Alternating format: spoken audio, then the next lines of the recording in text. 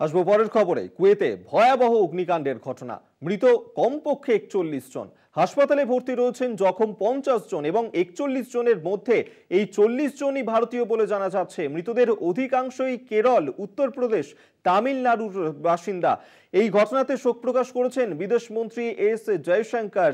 কুয়েতে সেখানেই ভয়াবহ অগ্নিকাণ্ডের ঘটনা এবং সেই অগ্নিকাণ্ডের কারণেই এখনো পর্যন্ত ৪১ জনের মৃত্যু হয়েছে। কমপক্ষে ৪১ জন মারা গিয়েছেন, যাদের মধ্যে বেশিরভাগই বাসিন্দা যারা রয়েছেন তারা কেরলের, উত্তরপ্রদেশের, তামিলনাড়ুর।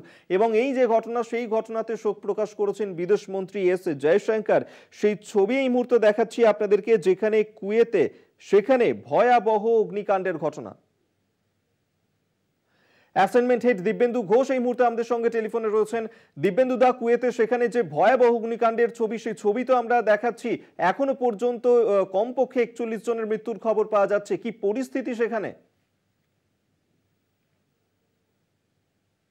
এই শহরের যে একটি বহুতল, ছতলা বহুতল, সেখানেই আগুন লাগে এবং যেটা জানা যাচ্ছে যে প্রাথমিকভাবে যে খবর, তাতে শর্ট সার্কিট থেকে আগুন লেগেছে এবং একটি রান্নাঘর থেকে আগুন লাগে। এবং যে সমস্ত শ্রমিক মারা গেছেন তারা অধিকাংশই কিন্তু ভারতীয়। যে ৪১ জন ওখানে মৃত্যুর খবর পাওয়া যাচ্ছে, কমপক্ষে ৪১ জনের মৃত্যু হয়েছে।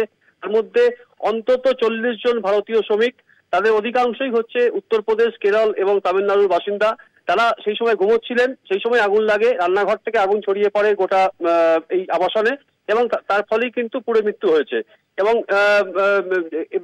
ভারতের বিদেশমন্ত্রী এস জয়শঙ্কর তিনি শোক প্রকাশ করেছেন এবং দূতাবাসের সঙ্গে কথা বলেছেন যে কুয়েতে যে ভারতীয় দূতাবাস, সেই দূতাবাসের সঙ্গে ভারত যোগাযোগ রাখছে এবং তাদের জন্য এই যারা এখনো পর্যন্ত অন্তত কমপক্ষে ৫০ জন শ্রমিক তারা কিন্তু আহত রয়েছে, তাদের স্থানীয় হাসপাতালে ভর্তি করা হয়েছে, তাদের চিকিৎসা চলছে। তাদের মধ্যে বেশ কয়েকজনের অবস্থা আশঙ্কাজনক এবং দূতাবাসের তরফ থেকে, ভারতীয় দূতাবাসের তরফ থেকে তাদের সমস্ত রকম সাহায্য করা হচ্ছে, নির্দেশ দিয়েছেন বিদেশমন্ত্রী। এবং তার সঙ্গে ওখানে যে কুয়েতে যে ভারতের রাষ্ট্রদূত, তার সঙ্গে এস জয়শঙ্করের কথা হয়েছে। তিনি সমস্ত রকম মেডিকেল অ্যাসিস্ট্যান্ট দেওয়ার জন্য নির্দেশ দিয়েছেন। সেখানে কুয়েতে যিনি উপপ্রধানমন্ত্রী ঘটনাস্থলে পৌঁছেছেন, তিনি ঘটনাস্থল পর্যবেক্ষণ করেছেন, কিভাবে আগুন লাগলো, কি কারণে আগুন লাগলো, তার জন্য একটি তদন্ত কমিটি গঠন করা হয়েছে। সেই তদন্ত কমিটি খুব দ্রুত রিপোর্ট দেবে কি কারণে আগুন লেগেছে। তবে প্রাথমিক অনুমান এবং যারা আগুন নেভানোর কাজ করেছেন এবং উদ্ধারকারী দল, তাদের কিন্তু যে প্রাথমিক অনুমান এই শর্ট সার্কিট থেকে আগুন লেগেছে। এবং এই যে বিল্ডিংটি, এই বিল্ডিংটি কিন্তু মালওয়ালি এক ব্যবসায়ী, তার যে সংস্থা, সেই সংস্থা তৈরি করা এই আবাসন। এবং সেখানে বেশিরভাগ পরিযায়ী শ্রমিক তারা সেখানে থাকতেন এবং বেশিরভাগ পরিযায়ী শ্রমিক কিন্তু তারা কেরল, তামিলনাড়ু এবং উত্তরপ্রদেশের বাসিন্দা। তাদেরই অধিকাংশের মৃত্যু হয়েছে। এখনো পর্যন্ত যা খবর, কমপক্ষে ৪১ জনের মৃত্যুর খবর পাওয়া গেছে। বহু শ্রমিক তারা আশঙ্কাজনক অবস্থায় স্থানীয় হাসপাতালে চিকিৎসাধীন এবং তার ফলে মৃতের সংখ্যা কিন্তু আরো বাড়তে পারে।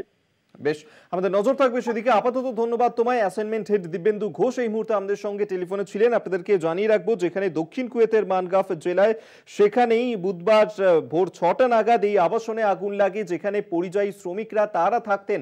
এবং এই যে ভয়াবহ অগ্নিকাণ্ডের ছবি আপনাদের সামনে আমরা তুলে ধরছি, সেই ঘটনার জেরে কিন্তু এখনো পর্যন্ত কমপক্ষে ৪১ জনের মৃত্যুর ঘটনা ঘটেছে। হাসপাতালে ভর্তি রয়েছে ৫০ জন এবং এই ৪১ জনের মধ্যে ৪০ জনই ভারতীয়। মৃতদের অধিকাংশই কেরল, উত্তরপ্রদেশ, তামিলনাড়ুর বাসিন্দা এবং এই মৃত্যুর সংখ্যা আরো বাড়তে পারে, এমনটাই কিন্তু আশঙ্কা প্রকাশ করা হচ্ছে। ঘটনায় শোক প্রকাশ করেছেন বিদেশমন্ত্রী এস জয়শঙ্কর।